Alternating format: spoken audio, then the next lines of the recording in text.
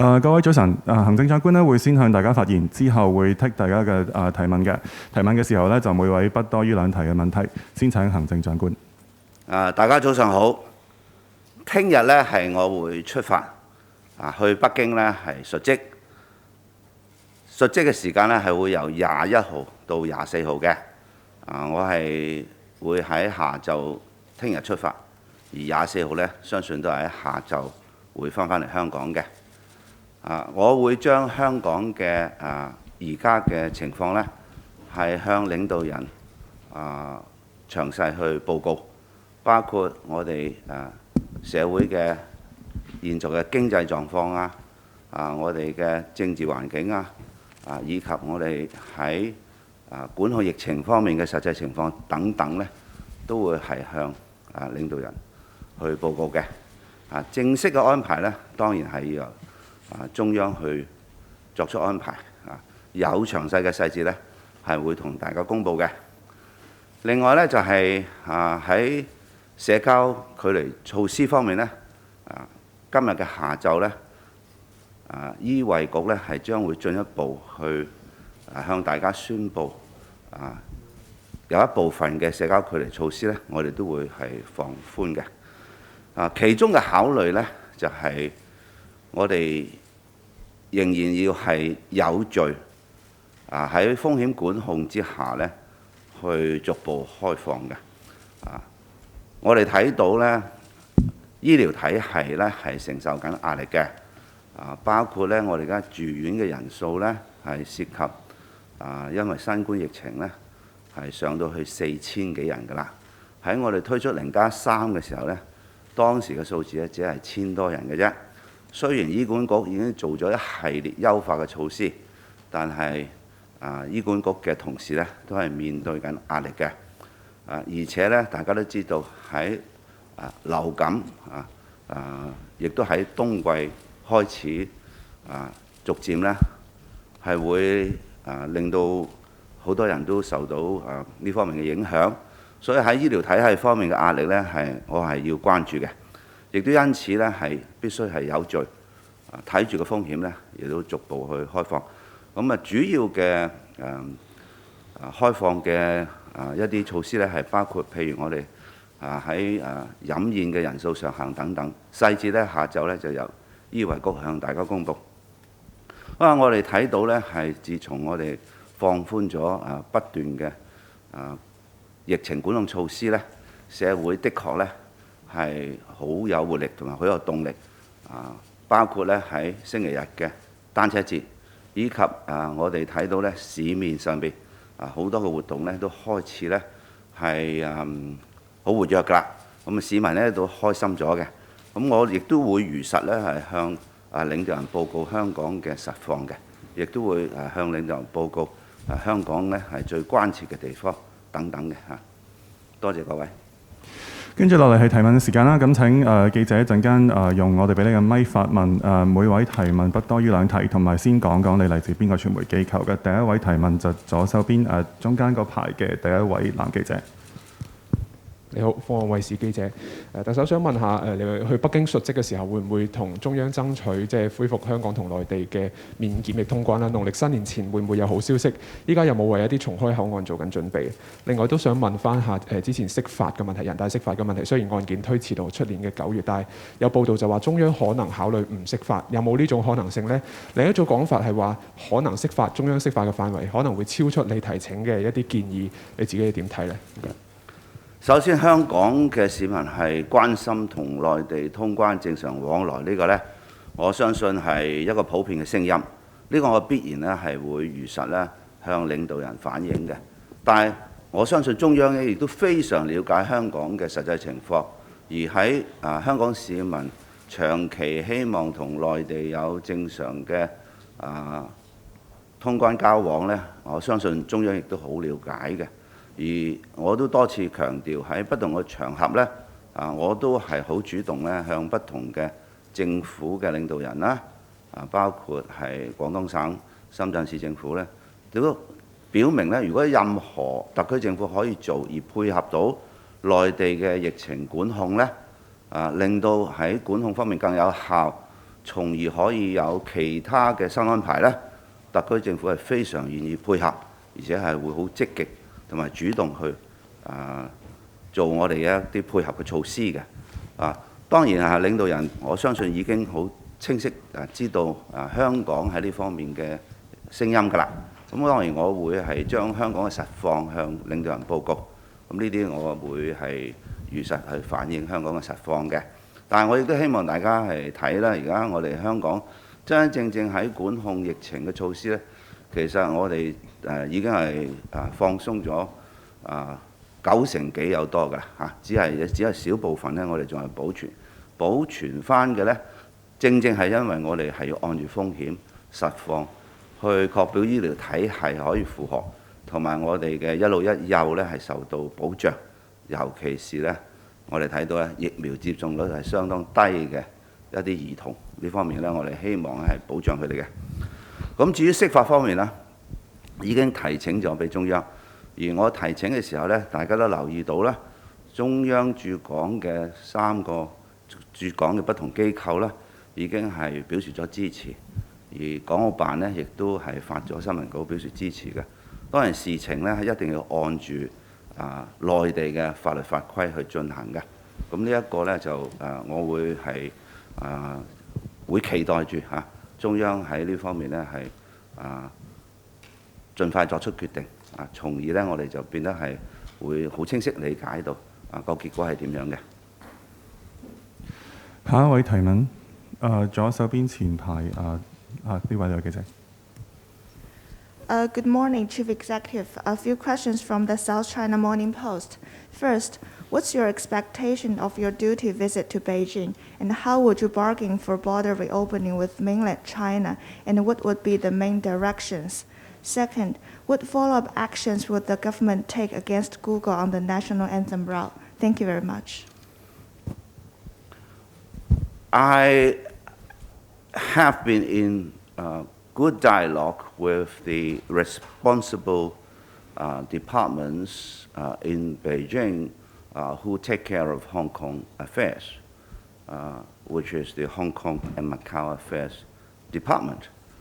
Therefore, the Hong Kong situation has well been reported to the central government throughout the period.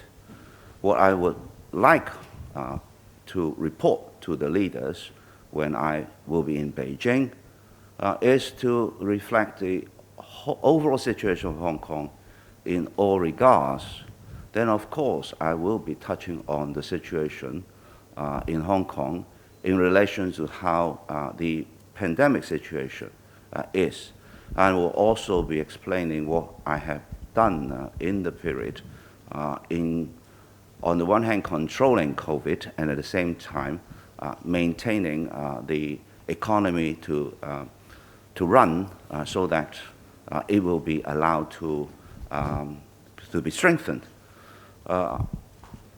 I have been reflecting all these concerns, so I am very sure that the Central People's Government already has a good understanding of the present situation of Hong Kong.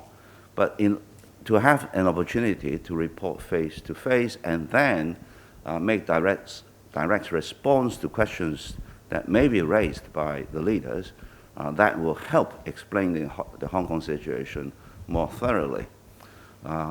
And my experience with during my communication with leaders is they always listen earnestly and consider my ideas seriously.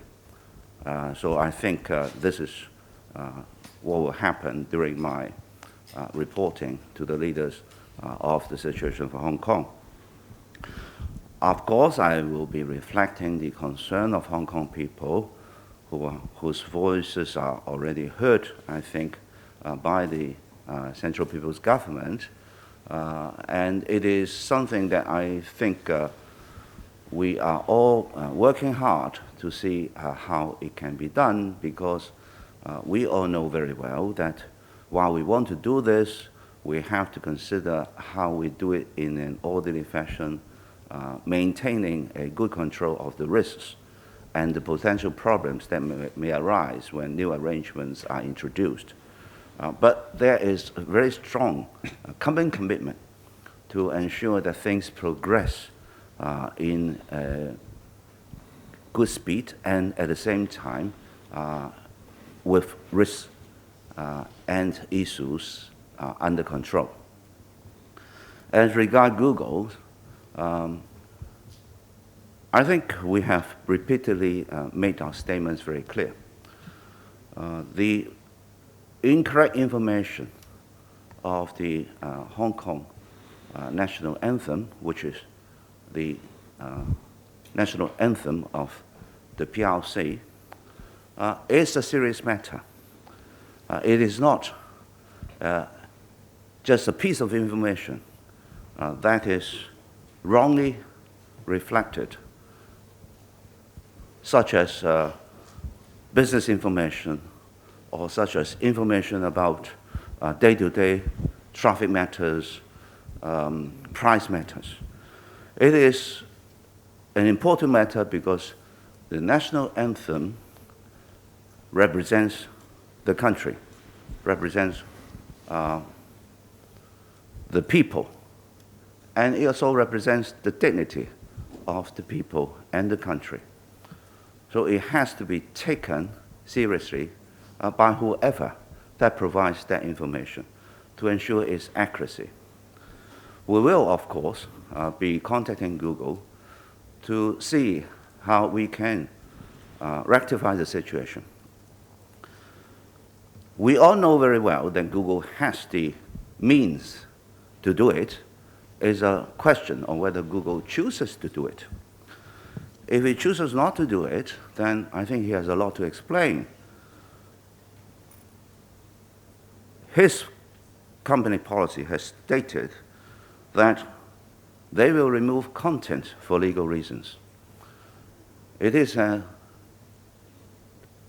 very clear fact that playing our Hong Kong national anthem, which is PRC's national anthem, with a song which is not, is an offense in Hong Kong because it constitutes insult, which contradicts and contravenes our law on national anthem. So it is an offense for somebody to play a song which is not the Hong Kong national anthem, which is also the national anthem of the PRC, because it constitutes insult. So that content constitutes an offense, so it conforms to the Google policy of removing content for a legal reason. The second thing that I have noted is Google policy also says that it will not allow content that misrepresent or mislead. Obviously, it misrepresents our Hong Kong national anthem, and it misleads people to think that the song that has been searched as purportedly the Hong Kong national anthem is not the actual Hong Kong national anthem. So it is presenting content that misrepresent and mislead. I think that Google is a responsible company, and we will be in touch with Google.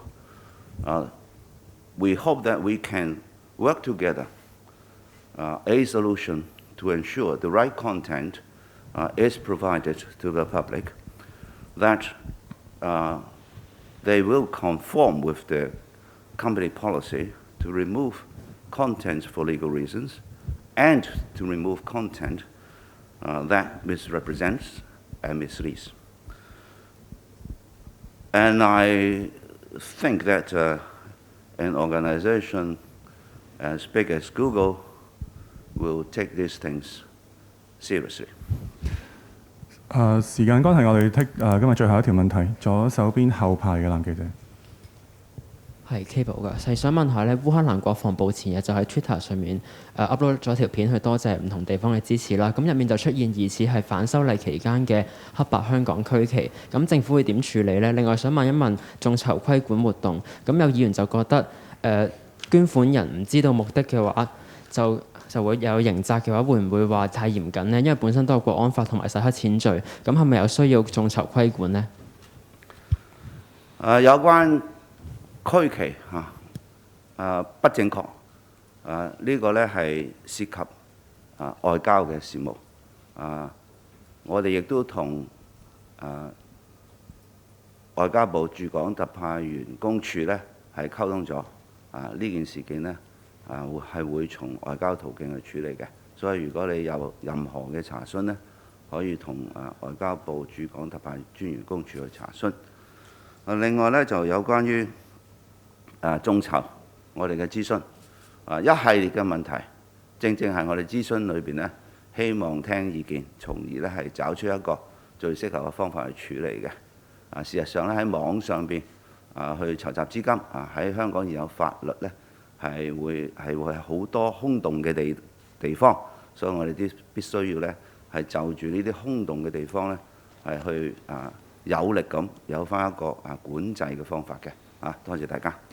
記者會嚟到呢度，多謝大家。